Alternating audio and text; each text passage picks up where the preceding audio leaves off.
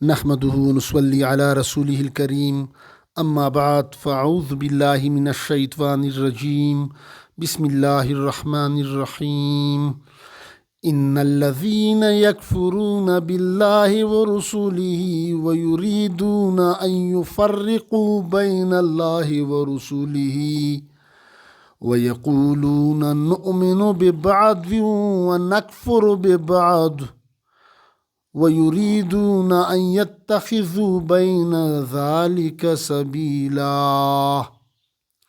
أُولَئِكَ هُمُ الْكَافِرُونَ حَقًّا وَأَعْتَدْنَا لِلْكَافِرِينَ عَذَابًا مُهِينًا. Dear audience, Assalamu alaikum wa rahmatullahi wa barakatuh. میں professor doctor صفت اللہ خان تبلیغ القرآن کے سلسلے میں آپ سے مخاطب ہوں. ابھی میں نے سورہ نساء کی آیات 150 اور 151 کی تلاوت فرمائی، پارہ نمبر 6. ابھی اس کی ترجمے کی طرف آتے ہیں. ان الذین یکفرون، جو لوگ منکر ہیں باللہ، اللہ سے اور اس کے رسولوں سے، یعنی جو لوگ توحید سے انکار کرتے ہیں، جو لوگ اللہ اور اس کے رسولوں سے انکار کرتے ہیں، یعنی اس پر ایمان نہیں لاتے. وہ یریدون، اور یہ چاہتے ہیں یا یہ ارادہ رکھتے ہیں، ان یفرقوا بین اللہ و رسولہ، ان یفرقوا کہ فرق کر ڈالیں، فرق نکالیں، تفریق کر لیں، اس میں فرق نکالیں، بین اللہ، اللہ میں اور اس کے رسولوں میں. یعنی اللہ اور اس کے رسولوں میں اس کا مفہوم ہے کہ یعنی اللہ کے حکم اور رسول صلی اللہ علیہ وسلم کے طریقے یا عمل میں اس میں فرق نکالیں. یعنی وہ یہ کوشش کرتے ہیں یا ارادہ کرتے ہیں کہ کہتے ہیں کہ اللہ کا حکم کوئی اور چیز، کوئی اور ہے، اور رسول پاک صلی اللہ علیہ وسلم کا طریقہ کوئی اور ہے. یعنی اللہ اور اس کے انبیاء علیہ السلام کے طریقے میں، اس کے اللہ کے حکم اور انبیاء علیہ السلام کے طریقے میں فرق نکالیں، اس کی یہ کوشش ہوتی ہے. وہ یہ ارادہ رکھتے ہیں ایسے لوگ، ان یفرقوا کہ فرق نکالے، بین اللہ، اللہ میں، اللہ یعنی اللہ کے حکم میں، اور رسول ہی اور اس کے رسولوں میں، یعنی انبیاء علیہ السلام کی سنت میں، اور رسول پاک صلی اللہ علیہ وسلم کی سنت میں. وَيَقُولُونَ، اور کہتے ہیں، نُؤْمِنُ ہم مانتے ہیں، ہم ایمان رکھتے ہیں، ہم مانتے ہیں، ہم قبول کرتے ہیں، بِبَعْضٍ بعضوں کو، وَنَكْفُرُ بِبَعْضٍ اور نہیں مانتے یا انکار کرتے ہیں بعضوں کا. یعنی بعض پیغمبروں پر تو ہم ایمان لاتے ہیں، بعض کو ہم نبی مانتے ہیں اس میں، اور بعضوں کو ہم نعوذ باللہ نہیں مانتے. یعنی یہ جو اس کا جو اگلا اس کی یہ بات ہوتی ہے. وَيُرِيدُونَ اور چاہتے ہیں یا ارادہ رکھتے ہیں، ان يتخذا کہ نکالیں، کوئی ڈھونڈ نکالیں، کوئی پیدا کریں، بین ذالک اس کے بیچ ایک راہ، یعنی اس کے درمیان کوئی راہ نکالے، یعنی اس کے درمیانی کوئی راستہ نکالیں. یعنی آسان مفہوم اس کا یہ کہ اسلام اور کفر کے درمیان کوئی درمیانی راستہ نکالیں. یہ اس کی کیا چاہتے ہیں یا اس کی خواہش ہوتی ہے، یہ کوشش ہوتی ہے. اولئک هم الکافرون حقا، ایسے لوگ وہی ہیں اصل کافر، یعنی یہی لوگ بالکل کافر ہیں. یعنی اللہ فرما رہا ہے کہ کہیں اس پہ آپ لوگ دھوکہ نہ کھا جائیں، بالکل یہ کامل کافر، مکمل کافر، بالکل یقین کے ساتھ تاکید یہاں پر ڈال رہا ہے، بالکل یہی مکمل کافر ہیں. یعنی اس میں ایمان رتی برابر، ذرا برابر ایمان بھی نہیں ہے کہیں اس پہ آپ اس کے لباس یا اس کی باتوں پہ دھوکہ نہ کھا جائیں. یہی اصل کافر یہی لوگ ہیں، مکمل کافر ہیں. وَأَعْتَدْنَا لِلْكَافِرِينَ اور ہم نے تیار کر رکھا ہے، للکافرین کافروں کے واسطے، یعنی ایسے کافروں کے لیے، عذابا مہینا ذلت کا عذاب، اور ذلت دینے والا، ذلیل کرنے والا عذاب تیار کر رکھا ہے. اب اس کے تفسیر کی طرف آتے ہیں. یہاں پر ان آیات میں اللہ پاک فرما رہے ہیں کہ بعض لوگ یعنی تفسیر لکھتے ہیں کہ یہ یہود پہ زجر ہے اس وقت قرآن کے نزول کے وقت، چونکہ وہاں پر وہ یہود اپنے آپ کو دیندار سمجھتے تھے اور اپنے آپ کو انبیاء علیہ السلام کی اولاد میں سے سمجھتے تھے، اور اس کو سمجھتے تھے کہ ہم تو بہت نیک لوگ ہیں، ہم تو دیندار لوگ ہیں.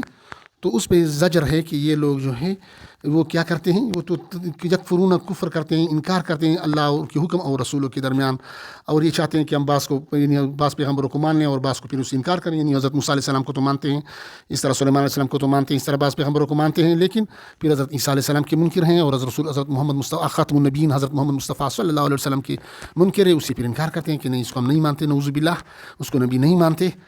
اور وَيَقُولُونَ اور کہتے ہیں کہ ہم بعض کو مانتے ہیں اور بعض کو نہیں مانتے.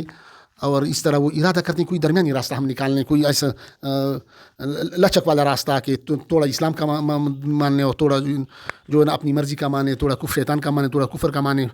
تو یہ ان لوگوں کی خواہش ہوتی ہے، یہ اس کا ہوتا ہے. یہ مطلب اصل میں فل غم نہیں ہے، مکمل دین میں داخل نہیں ہے یہ لوگ کافر ہیں.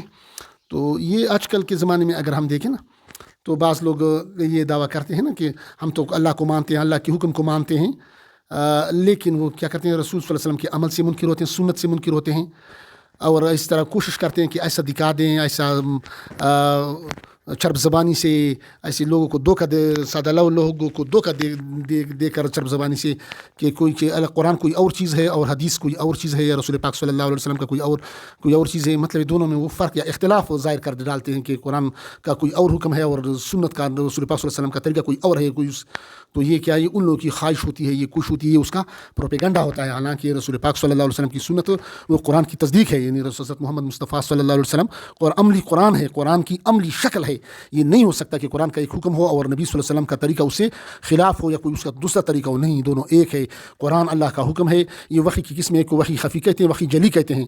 وحی جلی، قرآن وحی جلی ہے، جبکہ حدیث وحی خفی ہے. یعنی حدیث قرآن کی تشریح ہے. یہ نہیں ہے کہ حدیث کوئی اور چیز ہے، قرآن رسول پاک صلی اللہ علیہ وسلم کی عمل کوئی اور چیز ہے. نہیں، یہ دونوں کیا ایک چیز ہے. تو یہ کافر، جو دل کے جو کافر لوگ ہیں، اصل میں منافق لوگ آج کل کے زمانے میں جو فرق نکالتے ہیں کہ ہم تو قرآن کو تو ہم مانتے ہیں لیکن نعوذ باللہ حدیث کو ہم نہیں مانتے، وہ حدیث کے منکر ہیں.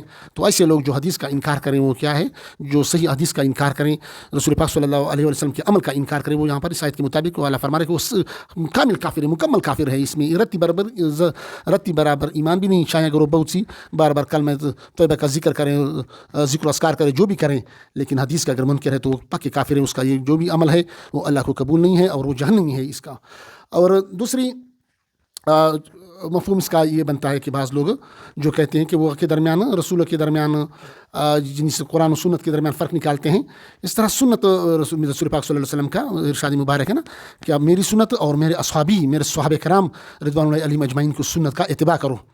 دوسری جگہ رسول پاک صلی اللہ علیہ وسلم فرما رہا ہے کہ میرے صحابہ کی مثال ستاروں کی سی ہے. تم نے جس کی بھی صحابہ کا نجوم، تم نے جس کی بھی پیروی کی وہ کامیاب ہوا. یعنی جس صحابہ کرام کی پیروی کی وہ کامیاب ہوا.